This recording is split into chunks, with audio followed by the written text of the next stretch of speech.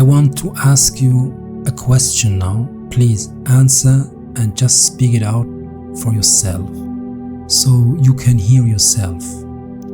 Speak the answer out loud when I ask you, please.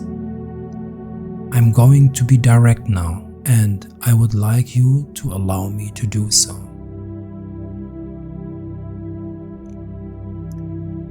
How long has it been since you looked deep into your soul through your eyes in the mirror and talked to your inner self?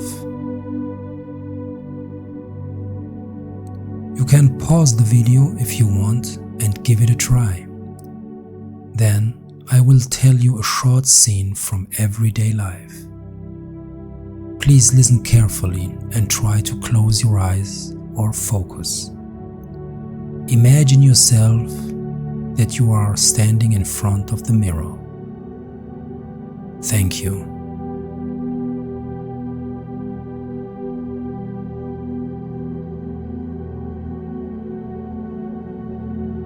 Mirror, mirror. A glance in the mirror is often accompanied by self-doubt. You primarily focus on the negative aspects of yourself and are critical of your own being. All mistakes and weaknesses, every defeat and setback are pointed out to you, and you may prefer to avert your gaze. You feel guilt because you couldn't stick to your plans, and exhaustion sets in due to the effort you have futilely exerted. In the worst case, strong feelings like hatred towards yourself may emerge. It seems as if the mirror, acting as your harshest critique, speaks to you, mocking you for your failures. The mirror seems to look deep into you, observing the multifaceted aspects that define you, especially those you try to deny and find hard to accept. It also sees the inner child within you, loud, screaming, wanting to surface more and more without your control. You are uncertain and struggle to control yourself, to regain power over yourself. You lack a sense of self, feeling stirred up. You feel alien to yourself and wonder how you will succeed in peacefully reconciling all these aspects of yourself.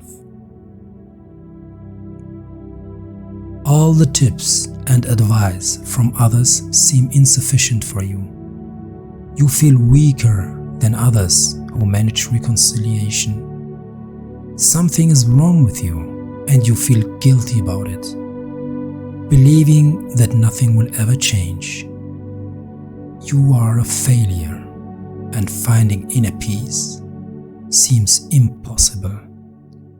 Perhaps it's all predetermined, and you must submit to this fate.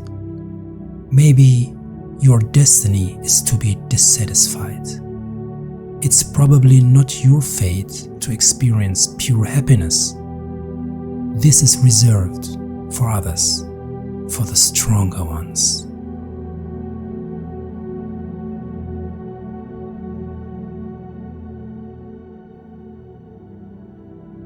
If it has affected you, please forgive me.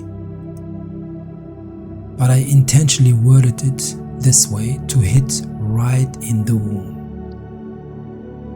Please don't misunderstand me.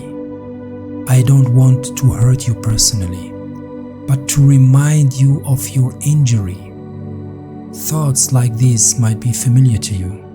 Everyone doubts themselves. Everyone experiences insecurity.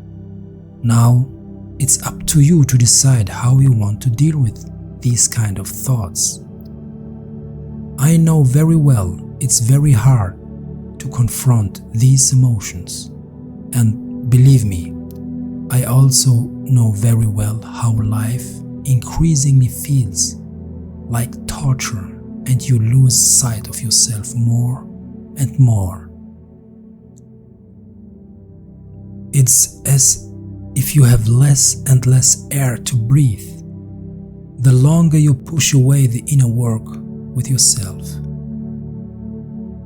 The easiest solution would probably be to avoid looking in the mirror again.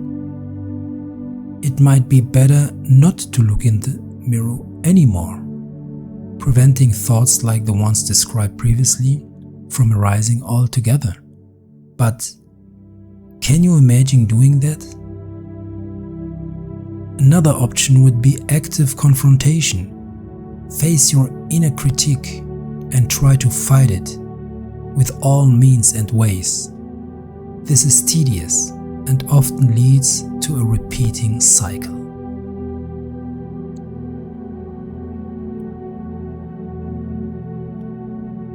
So, what to do? Changing your perspective could help. Perhaps the image in the mirror doesn't need to be judged at all. During your next look in the mirror, consciously perceive yourself, please. Try to look deep and absorb what you experience without judgment. I know it sounds easy, but it needs a little bit work and you have to get used to it.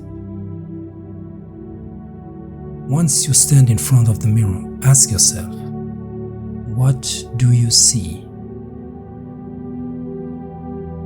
What feelings are involved?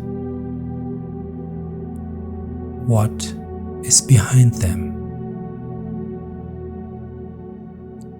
Consider your reflection as an opportunity to see yourself from the outside. Then look deep into your eyes, I mean physically into your eyes, and explore yourself unconditionally. This is an initial package or mini exercise that you could incorporate into your day. It's simply designed to help you get to know yourself better. There are still worlds within us that may want to be discovered. Not much longer, and I will guide you through your emotions with my 7-step exercises. Once you are familiar with them, you can incorporate this experience into your encounters with the morning mirror, or before bedtime, or even during lunchtime. Do it in a way that suits you best, but try to stick to a specific time so that you turn it into a ritual, because eventually your subconscious will automatically kick in like an alarm clock and be triggered. It will do most of the work for you if you teach it to do so. I promise you. So let me summarize. What is your daily look in the mirror? Integrate particularly crucial thoughts you gained from the exercise into your everyday life. Analyze your reactions to specific situations. This is very important. How do these reactions come about? What is your contribution? What triggers exist? How can situations or people lead you to display certain emotions? What must the overall context be like? When do you feel controlled by your emotions and powerless to resist? When does your system throw you out of consciousness? Here, mostly things like forgetfulness, fatigue, headaches, stomachs, boredom, or even anger and aggression are strong indicators that your system is stubbornly resisting. and alerting you or threatening to stop you from even thinking in a certain direction.